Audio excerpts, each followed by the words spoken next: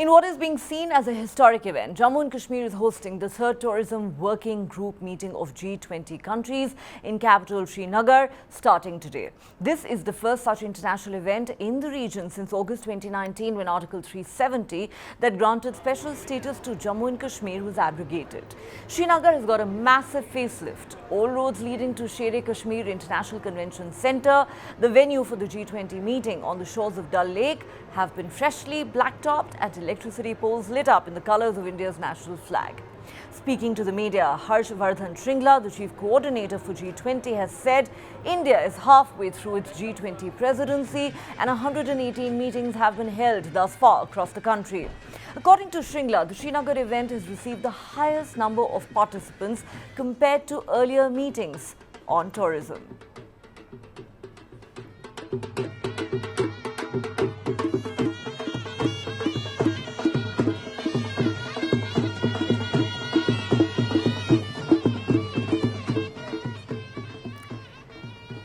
A much anticipated event, 60 delegates from the G20 member nations are in attendance. There are also delegates from special invitee guest countries. The meeting is expected to focus on 5 key priority areas of green tourism, digitalization, skills, SMEs and destination management. An unprecedented security cover has been thrown around Srinagar for this event. Marine commandos and national security guards have been deployed as part of the ground-to-air security cover. Anti-drone units are in place and national security guards are deployed at sensitive places. Thousands of troops from the army, the paramilitary forces and Jammu and Kashmir police are part of the security cover. The G20 meeting is expected to boost tourism in Kashmir. Lieutenant Governor Manoj Sinha has said the success of the G20 tourism working group meeting will result in an increase in the influx of tourists as well as investments in Jammu and Kashmir. India has already been promoting tourism in Kashmir in a big way and more than 1 million domestic tourists visited the valley last year. Meanwhile, Pakistan's allies predictably are staying away from the event. China has formally raised objections to the G20 meeting being held in Kashmir. The Chinese Foreign Ministry spokesperson Wang Wenbin said, and I quote, China firmly opposes holding G20 meetings in any form in disputed areas and will not attend such meetings. India has countered China's objection by saying it is free to hold meetings on its own territory, adding that peace and tranquility on its borders is essential for normal ties with China. Beijing had also skipped a G20 meeting held in Arunachal Pradesh in March this year. Both Pakistan and China have previously made unwarranted references to Jammu and Kashmir. India's response has always been unequivocal, stating that the union territories of Jammu and Kashmir and Ladakh are and will always be integral and inalienable parts of India. No other country has the locus standi to comment on this. Saudi Arabia and Egypt have not registered for this meeting. Turkey too is giving it a miss. Now, India assumed the year-long presidency of the G20 in December last year. It is set to host a leaders' summit in New Delhi in September, but it's not just the G20 and SCO presidency. India's stand on the Russia-Ukraine war, Prime Minister Narendra Modi's famous words of advice to Putin, saying this is not an era of war, coupled with New Delhi's growing assertiveness vis-a-vis its independent foreign policy, especially with regard to Russian oil imports in the aftermath of the Ukraine war, have earned the country immense praise from the international community and resulted in a bigger role for India on the global stage. Aditya, considering that, this is the first such event that's happening since the abrogation of Article 370 in 2019, and given the security situation in Kashmir, it is historic at many levels. What is the sense that you get as someone who's there on the ground and watching this event unfold with delegates from so many different parts of the country in attendance? Describe for our viewers the atmospherics. Certainly, this is an international level event, perhaps the first such international event that has taken place here ever since the abrogation of Article 370. We've seen at least 20 of these G20 nations actually coming here, representatives from 20 nations actually coming here, discussing the potential tourism possibilities between these nations. It is a lot of color that is being witnessed here. There was a grand welcome both at the international airport in Srinagar as well as the Lalit Hotel where most of these delegates are staying. Apart from that, I'm standing right now at the SKICC, which is the convention center, where the G20 working group meeting of the Sherpa track on tourism is taking place right now. In a few minutes from now, all these 20 delegates, around 150 members, are being taken for a shikara ride on the magnificent Dal Lake. Tomorrow is the key day where the working group meeting will take place. Apart from the tourism minister, Kishan Reddy, we have the MOS in the PMO who hails from Jammu and Kashmir, Dr. Jitendra Singh, who is here. We also have the G20 Sherpa, Amitabh Kant, as well as the chief coordinator, Harshvardhan Shringla, the former foreign secretary, who's holding the fort here and coordinating such a massive scale event taking place for the first time in the Kashmir Valley. Tomorrow, the Lieutenant Governor of Jammu and Kashmir, Manoj Sinha, will be interacting with these delegates also and the media persons. So clearly, a very important and significant event. But the most important part here is the narrative and the perception that is being built at a time when Pakistan really wanted, terror attacks to really take place. Bilawal Bhutto also criticizing this event. But the G20 Sherpa track meeting is heading very peacefully here. There are no terror attacks that have taken place, but amidst terror threats from Jaish-e-Mohammed, PAF, and several such terror groups, and of course, serious critical comments coming in from the Pakistan government, this event is certainly taking place. India not reacting or surrendering to the diktats and the threats of the Pakistan government or these terror groups. So a very peaceful event taking place at the convention center here in the heart of Srinagar. There are a whole lot of activities that have been planned for these members and delegations from these 20 nations. They will be taken to Gulmarg and several other tourist spots here. But as I said, this is a significant beginning.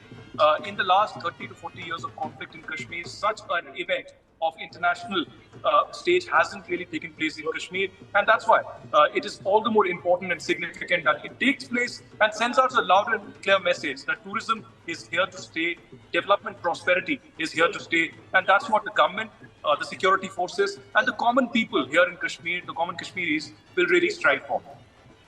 Well, so you've certainly made a lot of important points there, Aditya. I think perhaps the biggest takeaway from this three-day event will be India's strong message to countries like Pakistan and China, and indeed to the rest of the world.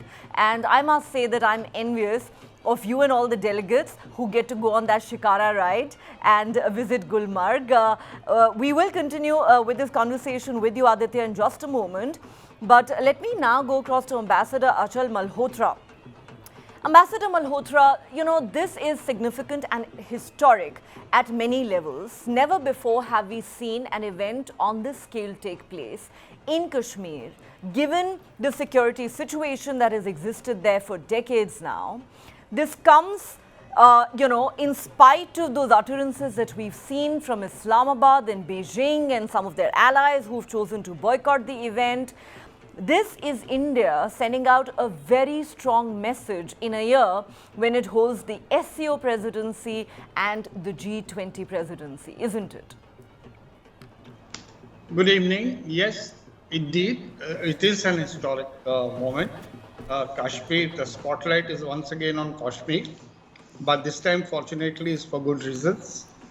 And I must say that our government has taken a bold decision to hold an event, a G20 event in Kashmir, considering that the Pakistan, from the Pakistani side, there has been no, they have been continuously trying to sabotage it by way of organizing cross-border terror activities.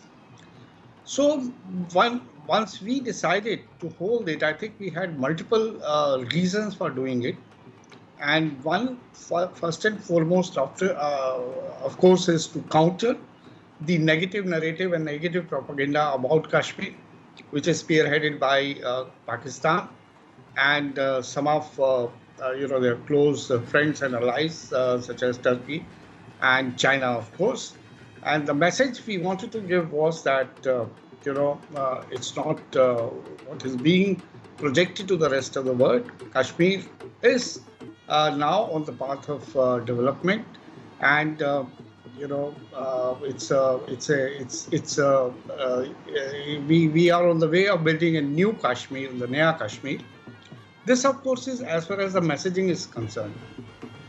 Of course, the second most important thing is that if we are determined to ensure that there is development in the valley, there have to be some specific steps taken. Tourism is the stronghold of that state, and therefore, by holding this event, particularly the event of the working group on tourism, is again to project Kashmir as a tourist destination, which deserves more investments, building up more infrastructure, and thereby creating various employment opportunities and overall development of the valley and the state. So the objectives are multiple. I think we took a bit of risk in the sense, God forbid, if the cross-border terrorists had succeeded, which they tried on the eve of it. We are quite capable of countering the diplomatic narratives which Pakistan has been indulging in. We are also capable of countering the terror activities, but this is an area which is fraught with a little bit of danger, and I hope and I'm rather confident that for the next 2 days we will be able to sail through this difficult moment. I still call it a difficult moment because when you hold an event and 150 delegates look around, and if they see the entire city dotted with police and security officials, uh, then that also creates a certain degree of impression. And mind it, all these countries have their resident missions in India who keep monitoring the situation and keep reporting back how it is happening, what is happening in Kashmir, and whether there is a need for issuing any advisories or not, whether the situation is under control or not. So all these things have to be factored in. Now, we find we took a very good decision. We abrogated Article 370, 35A, etc., etc., bifurcated. I mean, there's a territorial reorganization, and the barring handful of countries, everybody has accepted our narrative that Kashmir is an integral part of India, and whatever reorganization of the territories we did there has no external dimensions, and it was constitutionally correct decisions that we have taken. Our next priority, of course, is to win the confidence of the people of the valley, to ensure there is multifold development. And of course, we will always be required to be prepared to counter the cross-border terrorism. So I think a difficult path ahead. Holding this workshop of the working group meeting by itself is not likely to change the ground realities overnight, but definitely this is a historic moment and a bold decision, I would add once again. And this is, from here, we should build upon it and continue to focus on the development of the country, winning the hearts of the youth in the Kashmir Valley, and take some specific steps on the ground which would generate confidence amongst the local population.